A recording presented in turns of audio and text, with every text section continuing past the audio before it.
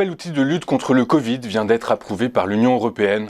En effet, l'Agence européenne des médicaments, l'EMA, a déclaré hier avoir approuvé l'utilisation en cas d'urgence dans l'Union européenne de la pilule anti-Covid développée par Pfizer. Ce traitement antiviral, qui sera commercialisé sous le nom de Paxlovid, n'a en revanche pas encore reçu une autorisation complète de mise sur le marché. L'EMA a émis cet avis pour soutenir les autorités nationales qui peuvent décider d'une éventuelle utilisation précoce du médicament alors que le continent fait face à une flambée de l'épidémie. Le géant pharmaceutique a annoncé plus tôt cette semaine que sa pilule anti-Covid réduisait de près de 90% les hospitalisations et décès chez les personnes à risque lorsque prise dans les premiers jours après l'apparition des symptômes. Selon Pfizer, le Paxlovid devrait rester efficace contre Omicron selon des tests réalisés en laboratoire. Je vous rappelle qu'en France, de nouvelles mesures pourraient être annoncées aujourd'hui à l'issue d'un nouveau conseil de défense sanitaire qui se tient cet après-midi. Il s'agit pour l'exécutif de trouver le moyen de limiter les risques pour les fêtes de fin d'année et ce sans contraindre trop fortement les Français. Face à l'accélération de l'inflation, la Banque d'Angleterre, BOE, n'a pas flanché. En effet, le comité de politique monétaire réuni hier a décidé de relever son taux directeur de 0,15 points de base à 0,25%.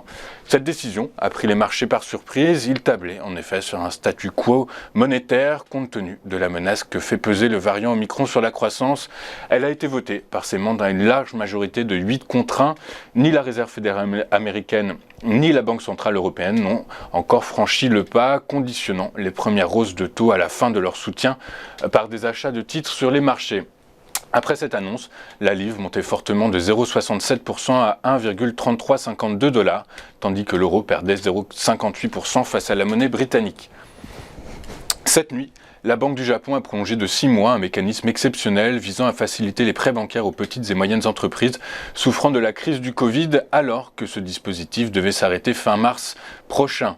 La BOJ a cependant laissé inchangée sa politique monétaire toujours ultra accommodante.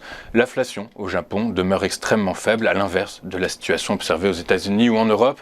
Elle a donc maintenu son objectif de taux à court terme à moins 0,1% et celui des rendements obligataires à 10 ans autour de 0%. Globalement, la Banque du Japon a réaffirmé que la tendance de l'économie nippone était au redressement, mais a toutefois averti que l'évolution de la pandémie et les problèmes d'approvisionnement assombrissaient les perspectives. Avant de poursuivre notre émission, je vous propose un rapide coup d'œil sur la séance d'hier à Paris, une séance en nette hausse puisque l'indice parisien a pris 1,12% et a préservé les 7000 points puisqu'il a clôturé à 7005 points. Dans le détail, les secteurs de l'énergie ont pris 3,24%, le secteur des matériaux de base a pris 1,87%, les télécommunications sont en croissance de 1,44%. À l'inverse, le secteur des utilities cède 4,89% et celui de l'assurance vie 0,10%. On va marquer une première pause et puis juste après, on vous fera vivre l'ouverture de la séance, une ouverture en direct décryptée par notre invité Antoine Quesada. A tout de suite sur TV Finance.